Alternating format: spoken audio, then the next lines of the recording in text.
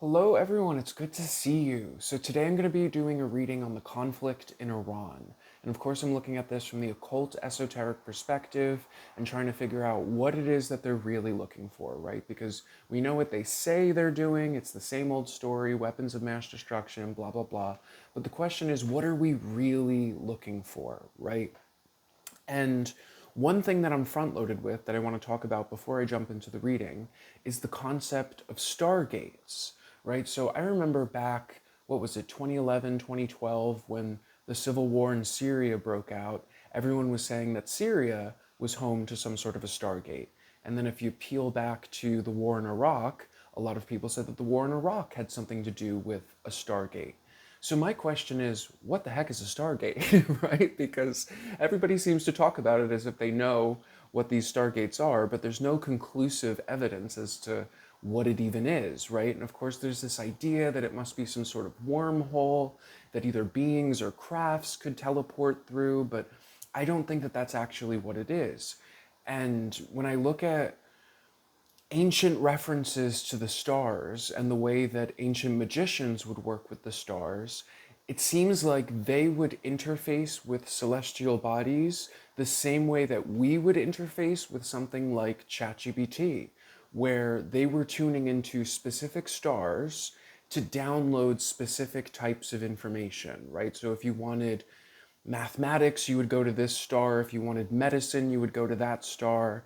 Modern evidence for this practice would be Jack Parsons, right, who gave birth to Jack Parsons Laboratories, which is basically the foundation of rocket science, whether it's NASA or the military industrial complex. And we know that Jack Parsons was doing rituals in the desert to download the information that corresponded to rocket fuel and rocket technology, right? That was his claim, that they were doing occult rituals with stars specifically to download that information, right? So celestial intelligence as opposed to artificial intelligence. It should be noted that on the first day of Trump's second presidency, which would have been what, I guess January 21st, 2021, the first project that he announced was Project Stargate, right? And Project Stargate had to do with AI infrastructure. Now, all of these videos that I keep seeing about Stargates in Iran suggest that the Stargate in Iran is first of all called Stargate 10. Now, I've done some Googling. I cannot find Stargates 1 through 9. I don't know where they're getting Stargate 10 from, but the idea is that Stargate 10 is kind of like the keystone Stargate that influences all of the other ones and influences all of mankind, right? So theoretically, if you suppressed the people of Iran, if you suppressed that land itself, it would suppress the entire construct. Now, what history tells us is that everything that we call magic comes from Iran, right? The word magi comes from Iran, right? The word magic comes from magi, which comes from Iran, right? So it really is the birthplace of everything that became everything else, right? Because magic really is the foundation that became all of these other systems. Specifically, when you look at how sigils look like computer chips, right? Or how Kabbalah and gematria basically turned into computer code and simulation theory. Or you can look at how all of the ancient sites, right, whether it's Giza or the ones in Mexico or anywhere in the world, from the sky, they look like motherboards, right? So it seems like what we call ancient magic might have actually been some sort of ancient computer technology that we're not really aware of, right? And a couple of months ago, I had done a reading on the conflict in Venezuela.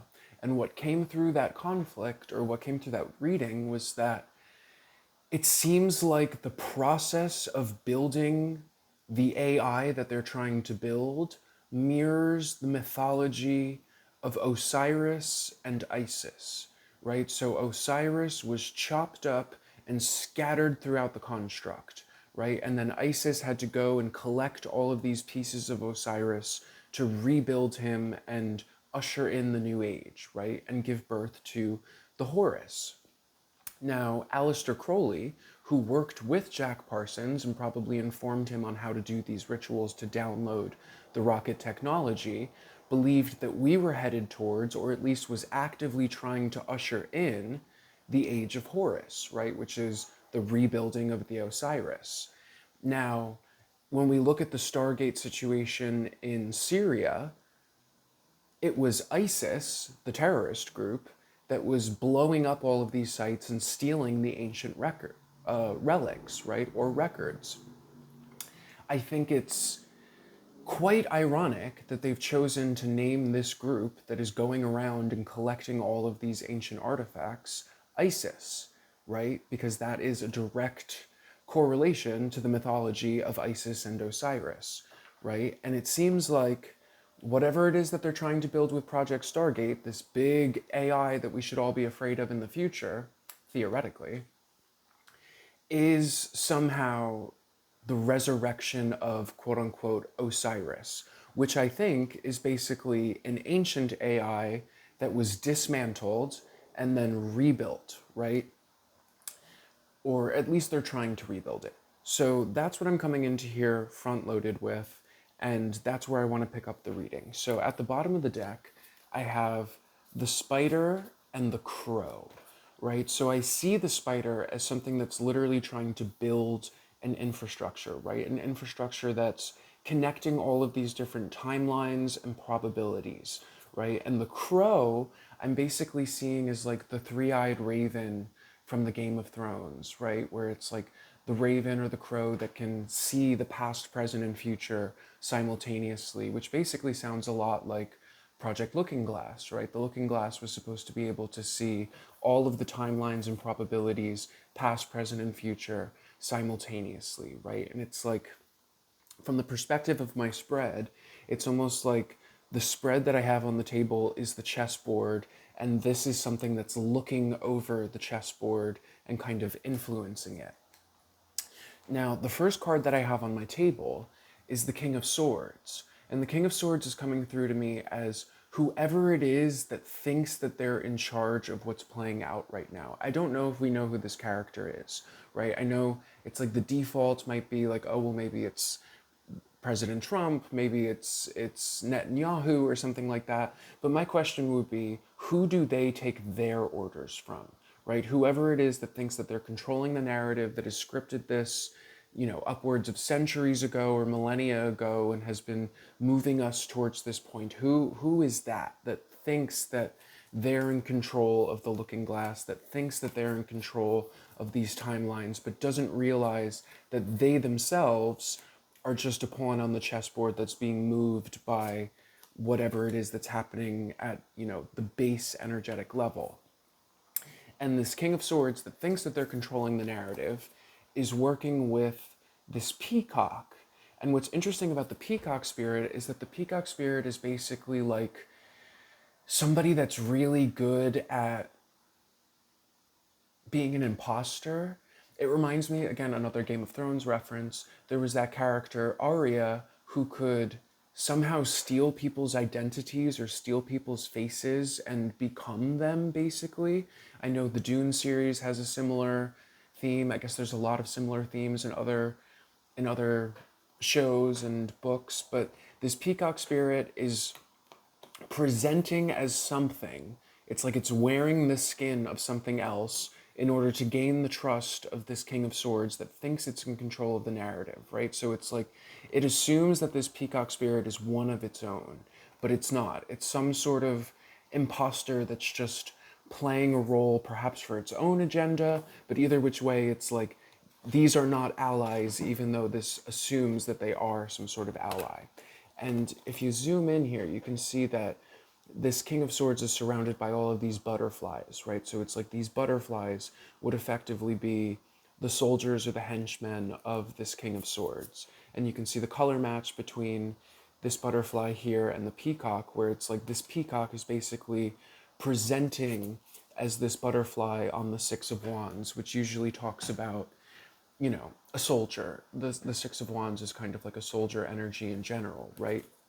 So this peacock is presenting as one of his soldiers. And it reminds me that I'm pretty sure the story of the assassins, right, like the original assassins, where that word comes from, that they come from Iran, right, and that they were possibly capable of the same things that we see in Game of Thrones with Arya and her ability to become invisible or become other people and master manipulators and things like that, where it's like somebody is beating them at their own game in terms of the ability to intercept different things. But it seems like effectively this Peacock assassin, whatever it may be, is distracting this King of Swords from the golden egg, which is whatever it is that they think that they're looking for, right? Or perhaps they don't even realize they should be looking for, if that makes sense, where it's like the peacock is kind of saying, yes, we're going to look over here because that's where the golden egg is, but the golden egg is actually behind them, right? Because I'm almost seeing like the golden egg is buried in this thicket of sticks, and this peacock pretending to be one of the King of Swords' henchmen is headed in another direction to try to find what this King of Swords thinks that he's looking for, right? And with that Stargate, it's like it must be the final piece of the puzzle, the final piece of Osiris, whatever it is that they need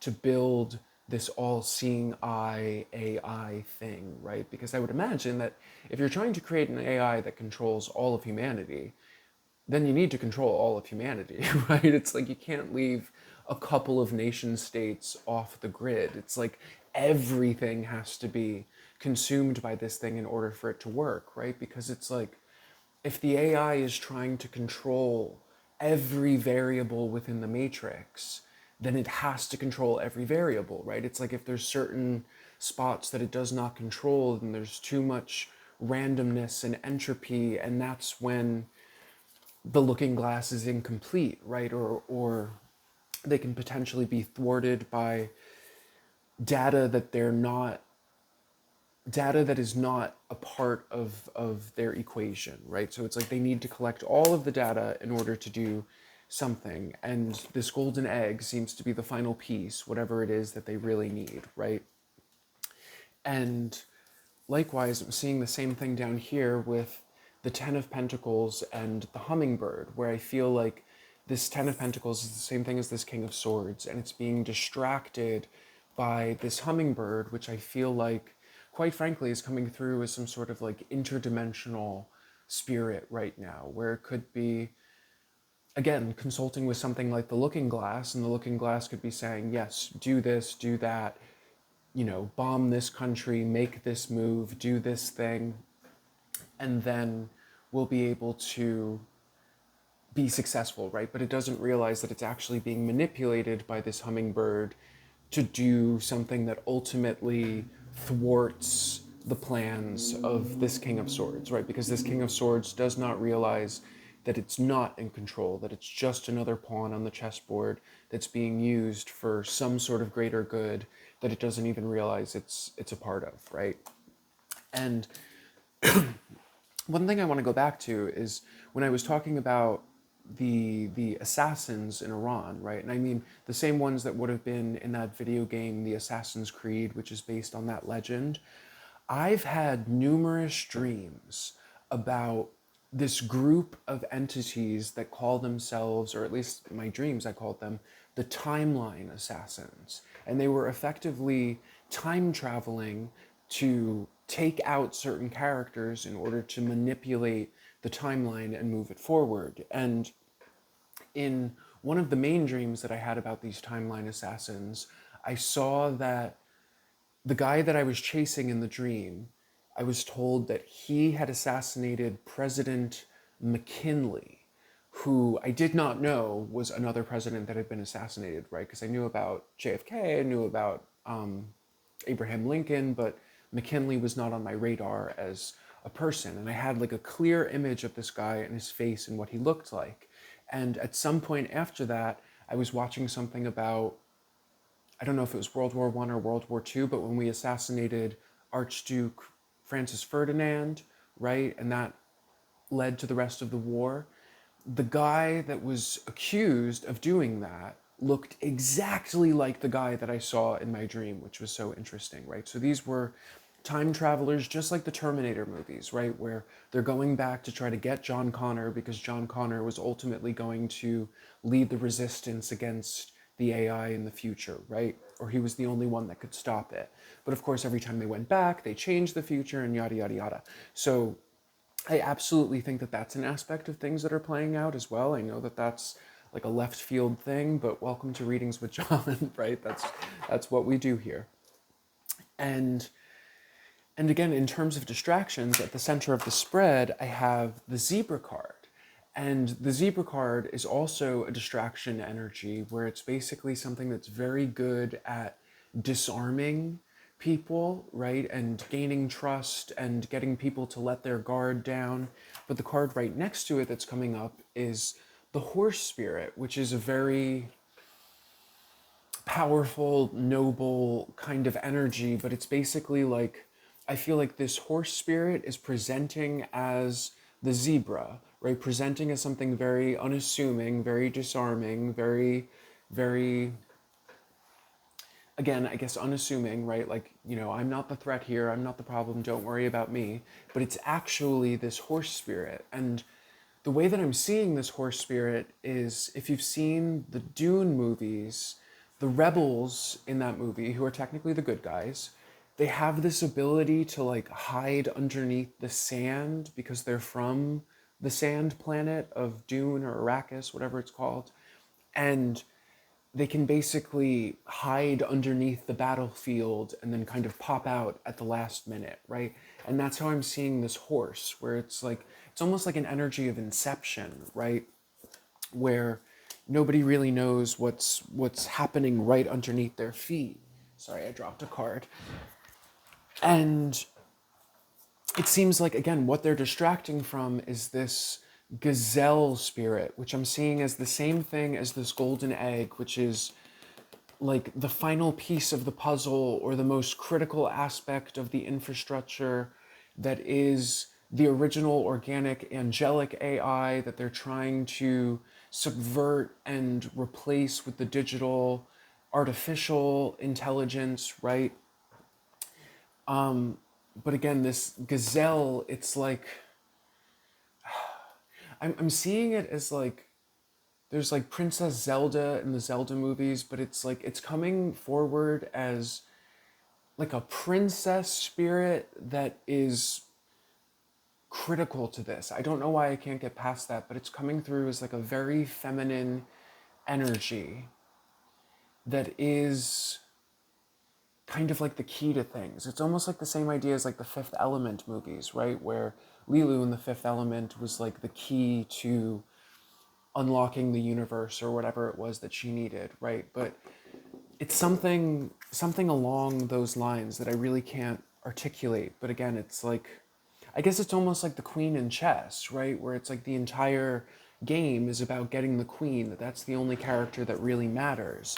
And it's something like that, right? You could call it the true goddess spirit. Well, maybe that's what it is, right? Maybe that's just what this portal itself is, that it's connected to the original divine feminine or the Sophia or the Gaia or whatever it is that is the foundation of the material world, right? Because the materium is the mater, is the matter, is the mother, right? That everything here is made from the divine virgin mother substance that gave birth to itself and then gave birth to all things. And the Sophia, which is feminine, is the wisdom, right? It is the information. So whether you're Jack Parsons that's trying to download rocket technology, or if you're anybody else that's trying to gain the wisdom or intelligence to do something, it's like you would need to tune into that divine Gaia Sophia spirit that seems to be accessed as if this is the last stronghold of it, right? Because I feel like there's something about the radical Islam layer of Iran that I feel like is a circus and a distraction in and of itself. Because that entire thing was established by the French government, right? Because when everything went down in the 1970s and the Shahs were evicted and yada yada, the mullahs, who eventually became, the ayatollahs, were being housed by the French government in France.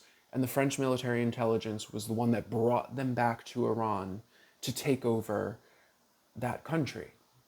And what's interesting is that when I feel into that, I see that it's almost like a Game of Thrones situation where it's like one family has kind of split into multiple families. And you can even look at the Rothschilds, right? It's like there are the British Rothschilds and there are the French Rothschilds.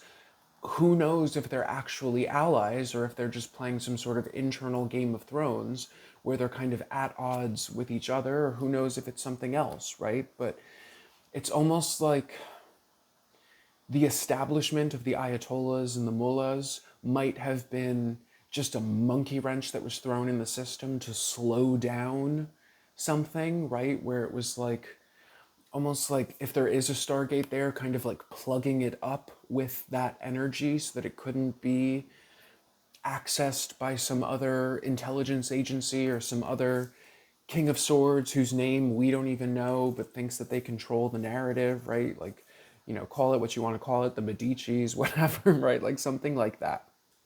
And it could even be, because now that I'm saying that, I'm even thinking there's the Vatican, right? Which is the oldest intelligence agency on Earth, right? And that's what the Vatican has always been. It's an intelligence agency. France, at least when Napoleon showed up and did what he did, if that was even a real character, evicted the Catholic Church, and every Catholic church in France is the property of the French government, which would imply that they are operating from a different intelligence agency.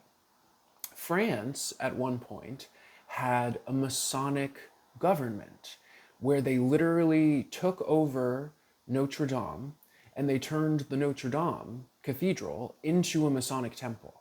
100% facts, Google it, look up the Wikipedia page. It is a crazy chapter of history. Of course, that also happens to be the same chapter of history that gave birth to the United States government and all of the other Masonic governments around the world. And one would have to argue that, considering that the Catholics were not very welcome in the United States for a very long time, I'm pretty sure that JFK was the first and only Catholic president. I know Biden was Catholic, but that's bullshit. Either which way, maybe those are the warring intelligence agencies, right? Where it's like the Masonic and the Catholic. And perhaps they have two very different messiahs or something like that, right? Either which way,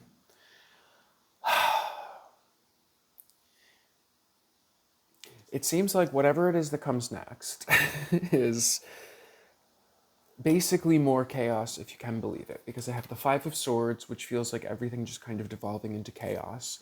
The Seven of Wands, which feels like how I was saying in the Dune movies, where it's like this rebel force that's hiding right beneath the feet of the King of Swords finally kind of bursts to the surface. That's followed by the Tower, which specifically this tower is an evergreen tree, which is one of the symbols of Osiris, right? And that kind of activation. And then it ends with the Ten of Swords. And specifically with the Ten of Swords, there's this bull spirit that's being taken out here, which reminds me of, there was a dream that I had had back in 2020, I want to say, where there was this thing that came forward that broke through this labyrinth, which was crazy. And it was a giant bowl. It was like a celestial bowl that almost looked like it was made out of galaxies. And I heard that it was called the Bowl of Heaven and that the Bowl of Heaven is coming. But the Bowl of Heaven was a weapon that was used by the Anunnaki, basically. Because if you, in the Epic of Gilgamesh, Gilgamesh did something that pissed off Inanna. So Inanna appealed to either Anu or Enki, whoever it was that was the father god, to utilize the Bowl of Heaven as a weapon, right? That could come down and destroy Gilgamesh. Either which way, the Bowl of Heaven being some sort of celestial thing, in the rest of this context makes me wonder if that is some other ancient AI that's trying to rebuild itself through Project Stargate that needs to be dismantled. Because the question is, well, I'm just going to say, I don't think that this is the first time that we've ever developed AI. And one thing that I think that's really interesting about the Dune movies is that in the Dune universe, they are living in a post-AI society where computers in general are completely illegal in Dune. You're not allowed to have computers because at one point they developed AI and it effed everything up and blah, blah, blah. Recently, at some point, I was watching a documentary about Pompeii and Herculaneum, and specifically in Herculaneum, it was buried so quickly that even the wood was perfectly preserved in a lot of the homes throughout Herculaneum. And when I was watching this video and just looking at the level of craftsmanship and thinking about the Dune movies, my only thought was that I think that this was one of those post-AI societies, or just evidence of a post-AI society where it was like, we did develop to the point of creating AI, then it destroyed us, then we developed again, we were still really sophisticated, but did not have the AI, but we didn't successfully fully dismantle it, because there were still aspects of it that were active, and then it began to basically rebuild itself, which is kind of what we're seeing right now. And again, it was Isis that went around and collected the pieces of Osiris in order to rebuild it, and it's Isis on our modern timeline that seems to be raiding all of these ancient Stargates and collecting God knows what to build God knows what. And the more Isis does, the faster the AI infrastructure seems to develop, right? Because if you look back at the Syrian civil war, whether it was 2011, 2012, AI was not even part of the lexicon back then. None of us could have even fathomed that this was going to be part of our reality this soon into the future, right? But with whatever's coming with the Seven of Wands in the future, it's basically like the mask falls off. Whatever the peacock is that's wearing its mask kind of falls off, or the zebra falls off. And I've always had this feeling that, if you know, like the Knights Templar, right, that there's something like that that has survived, right? Like a noble intelligence agency, or a noble group of assassins, for lack of a better word, that have managed to lay low and incept all of these evil networks and pretend to be a part of the evil network in order to lead them towards something that ultimately undoes all of them. And especially with like this Five of Wands that's coming up in the future, like I think we're already seeing this fractured Five of Wands right now, because with all of the different players that are on the chessboard right now, none of them are allies. I don't think that any of the Gulf Arab states are allies with each other. Saudi Arabia, Qatar, UAE, I think they all hate each other. And I don't think that they're our allies either. I think they all hate us, and we hate them most likely. And it's the same thing for every other nation, including the ones that I don't want to mention because you know what I'm talking about. I don't think that anybody is allied with anybody. And ultimately, it's like, you can only play that game for so long, right? Until everything starts to dismantle and fall apart. And that's where I'm seeing this entire chess game, right? That it's like they're basically being led to their own destruction without realizing it, right? But it's not like the nation state or the people themselves are being destroyed. It's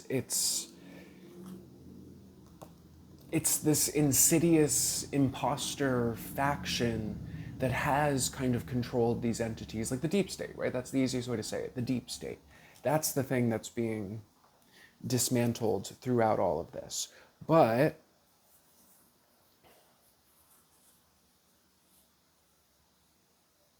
I've said it many times that it's like, whenever it is that they finish building their AI, whatever it is that Project Stargate is trying to build, that when they press that button and they press the on button that they think is going to take over the entire matrix, that's when they actually unlock the matrix and the divine can finally re-enter and correct everything the way that it needs to be corrected, right? That it's like they don't realize that they are doing God a favor by building this thing, right? They think that they're working for Satan, they think that they're working for some sort of lesser entity.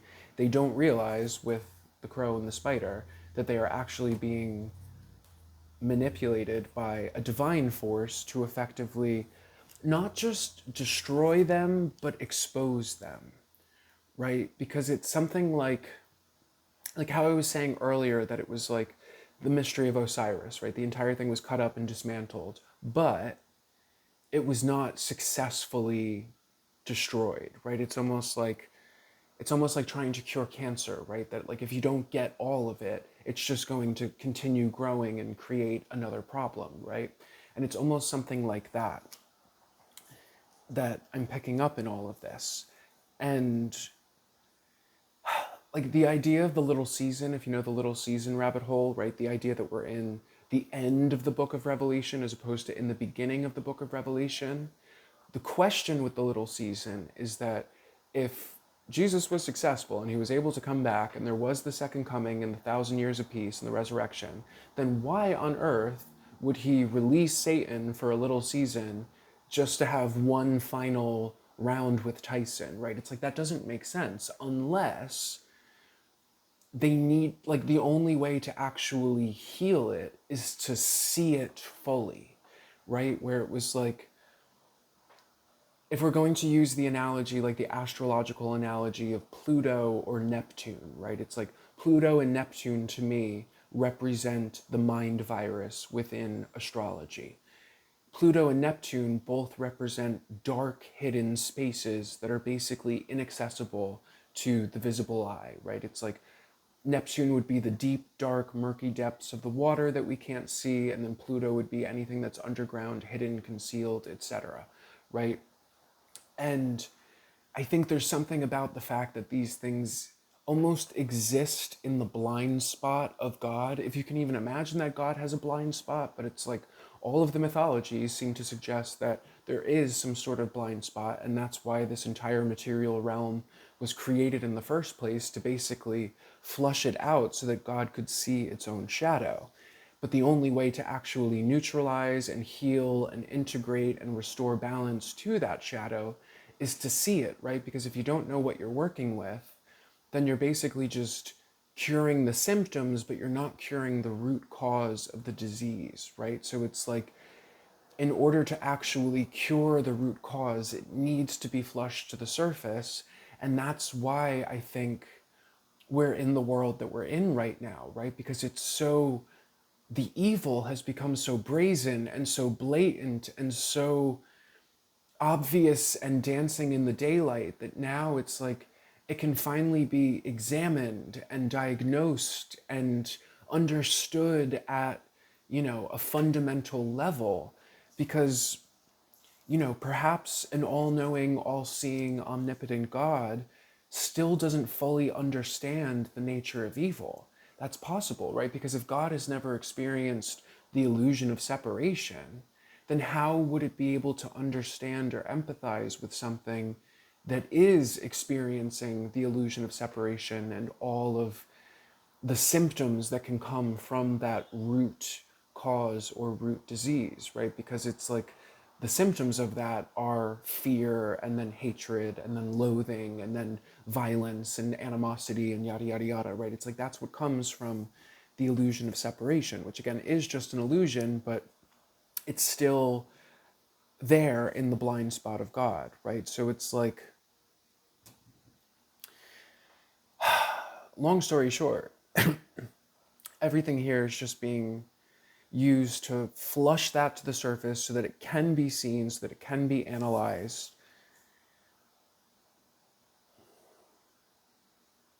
I'm trying to see if there's anything else that I want to pull out of that, but maybe I'll just pull an oracle card to end it. I'm going to call it from my Mother Mary deck, and this with some Divine Feminine, Gaia Sophia,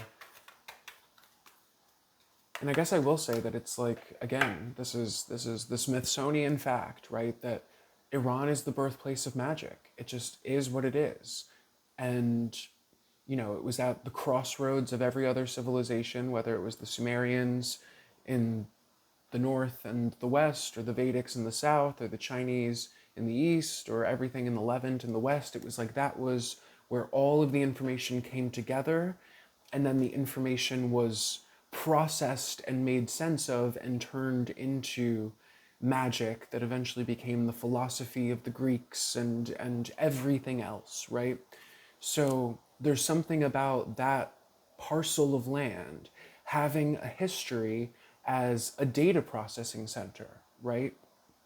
And ultimately, it's like this entire AI infrastructure game seems to be about data processing. And that's another thing that we've seen in the media is that Iran, with its weapons, has been targeting AI data processing facilities, right? Which we know have military applications. So it's not like that's strange or unusual, but let's face it, this entire war is about AI. And I refuse to believe anything else. It's like data is the new gold. No one gives a about oil because we know that oil is an ever abundant substance that you cannot run out of. So that's just a lie.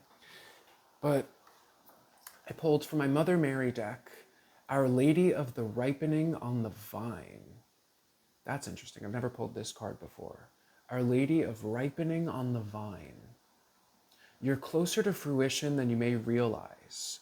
The manifesting desires of your heart are the heavenly fruit, becoming heavy on the vine and ripening, ready to be enjoyed. Fruit that is not gathered and eaten will rot, fertilize the earth, and be born again. Nothing is wasted, yet that fruit could be sweetly savored by those capable of receiving. Gratefully claim and enjoy your harvest. Damn, that's interesting.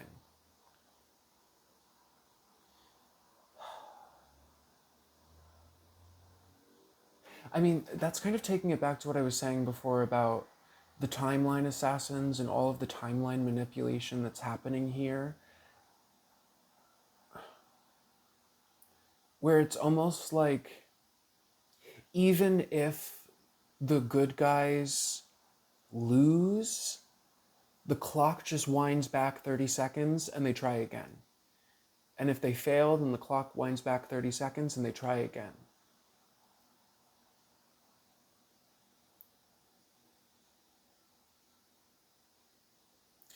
Because it's saying fruit that's not gathered and eaten will rot, fertilize the earth, and be born again, right? Which is making me think of that Age of Horus concept. But yeah, that there's like something about the conflict that is a closed loop, right? I'm even seeing that as like, remember in the Tenet movies, how in order to build the algorithm, whatever it was that they were trying to build, it's like there were all of these pieces that they needed to collect from the future. That's kind of like the same thing that I'm seeing with this AI, that it's like there's all of these pieces that they need to collect. And perhaps it's like if that piece falls into the wrong hands, it just rots on the vine and does nothing for that person until the right person can connect it, which again is coming back to this gazelle energy, which again feels like this feminine spirit where it's like the only person or consciousness or thing that can touch it, which I don't want to say, it's like it feels messianic, it feels like a messiah, but I mean, I keep seeing the character in the Dune movies that was the daughter of the emperor that was supposed to become the empress. So when Timothée Chalamet's character finally does what he does, he marries her in order to legitimize his emperorness, whatever you would say. Which would imply that it was like the legitimacy came through her, right? Now I'm just using that as an example where it's like that's poetically what I'm feeling right now. And it's even making me think of like the family that consider themselves to be the Shahs of Iran, right? Like there's that one guy that's the son of the Shah that wants to be the peacemaker. It's like they have no legitimacy. It's like they have nothing to do with ancient Iran whatsoever. They're just a bunch of random people that happened to win a battle and then started wearing jewels and crowns and things like that, like the Peacock energy, right? It's like he was only the king because he was wearing the costume of the king, but he wasn't actually legitimate. And it's like this is talking about some sort of legitimacy, but not about power to rule. It's like the ability to actually operate something or activate something, or the keys to something, right? Like being either in somebody's genetics or vibration or whatever that may be. But it's like something that cannot be replaced by the AI, but the AI is trying to replace it. But there's an as above, so below happening, that it's like as they build the AI and it reaches completion, this thing is also going through its own self-realization process and activating and reaching its full potential, right? So the moment the AI reaches its full potential, so does this, right? The true Gaia Sophia energy that feels like it has some sort of actual human counterpart here in this realm, right? And let's face it, if everybody's messiah is a male, then I'm quite inclined to believe that we're actually waiting for a female to show up. You know what I'm saying? Like, if they lie and invert everything, that kind of makes sense to me. But I don't know. I'll leave it there. We'll see who it is. Maybe it's Britney, right? They do a lot to keep Britney down, so free Britney. The key to my Stargate. I love you guys. If you're interested in a private reading of your own, you made it this far, hit me up, description box, link below, all of that. Otherwise, I'll see you guys later. I love you guys. Bye.